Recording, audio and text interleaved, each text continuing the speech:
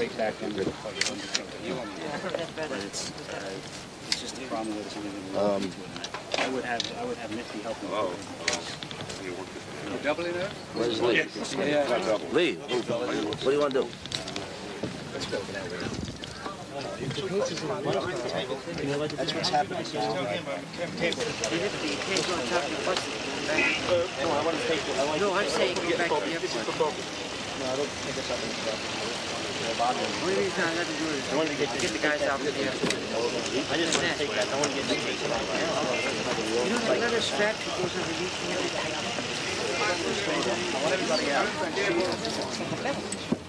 I want everybody out in front of the stage.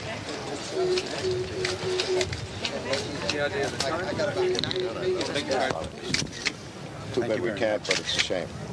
This is Joel Slee. Just wants to take a shot How are you? to accompany his photograph. Sam, take a shot. By the way, I live in Hoboken now. You do? I've heard a lot of people gone over and refurbished a lot of the brownstone houses over there. Did you do one of those things too? No, but I'm in an apartment house, but you are now engraved. They put up a new office building, and your picture is the center of a mural there. Also, every pizza parlor has a Sinatra pizza. I hope so. Spaghetti pizza. If it's not an Italian place that doesn't have a picture of me, then Yeah, right. See, it used to be Caruso years ago. Now they moved it over to me. It'll go to Pavarotti next, right? Joel, thank you very much. The ferry is ready to go to New York. Okay. ABC? All right, this is All right, Joe. I'll see you tonight. Mr. think we should... Night, you know. Yeah, this is like the desert, like our desert. It's absolutely the same way. But last night when we were here, it was lovely. I mean, it cools down a good deal, and the wind stops at night, which is a very good thing to happen. Because we had all the clothespins on the music stands trying to hold the music down. But there won't be a tent over this part tonight. No. So This will be all lighted. illuminate the... Yeah, they light all of this here behind the bandstand, which I understand is quite marvelous from that viewpoint up there. Good, very good. And I just hope that everything works out. We really didn't have a rehearsal.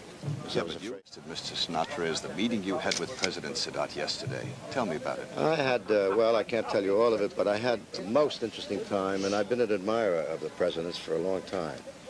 And he's so articulate, and he's warm and outgiving, and he's very learned, obviously, in his world, in the political arena.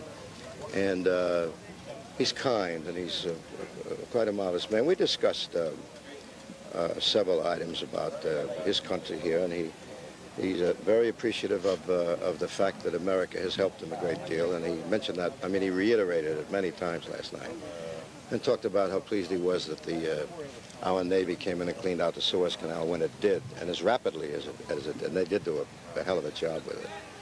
And he just is so gratified. He kept, as I say, repeating how happy he was about the Egyptian association with the United States.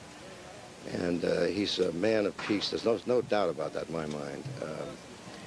And he said to me, and I hope that he won't mind my repeating that as far as he's concerned, that there will never be a war where Egypt is concerned again. Never, he said, will we ever be involved in a war. Because he said we've lost too many young people in the 2 or 3 wars we were involved in, and to drain the coffers. They spent great deals of money. And he's concerned about his poverty in this country, as I suppose any leader is in any country, which is so common today around the world. And that he's quickly trying to heal all of those problems. And that's generally what we talked about. And I just loved being with him. He was most cordial and the welcome was just thrilling to me. I mean, I had goosebumps. He was really something. He is the real reason why you're here, isn't that true? Right, he and Mrs. Sadat, actually.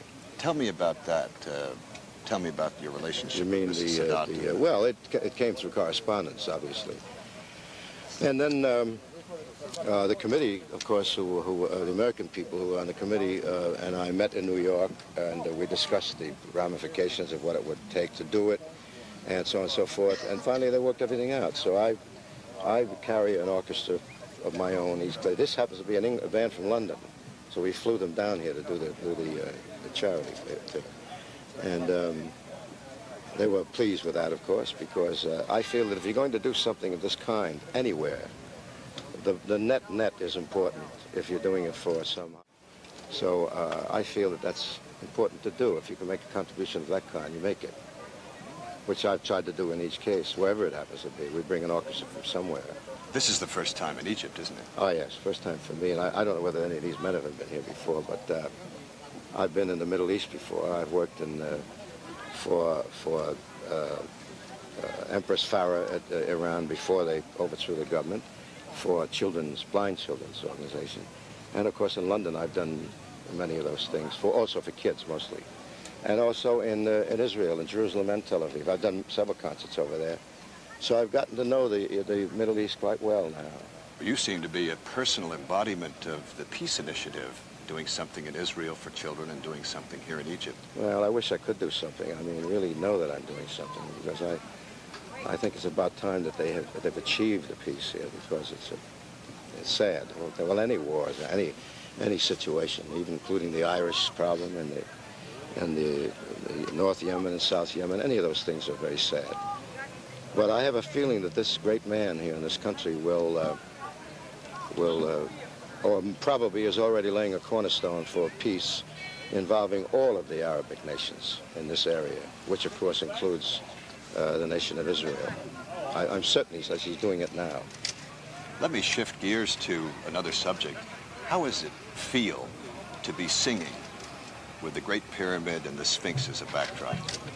It feels very small. I feel very tiny when you consider the historical viewpoint of what's standing behind us. And you know, having read and as a child and when we had lessons concerning foreign countries, it was always exciting to read how these came about, how the pharaohs built them and all that, and then finally seeing them, you know.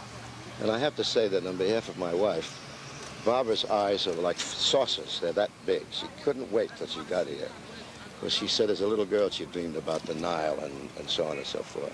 And I'm thrilled about it. I think it's a wonderful, not only performing for the reason that we're doing it, but here, right here is really exciting. It's easy to do it in an opera house or a theater somewhere, but this is some kind of a background. And I am told that when they illuminate this tonight, it's very exciting to see. And unfortunately, I'll be looking the opposite way all the time. I may sneak a look back here once in a while, too.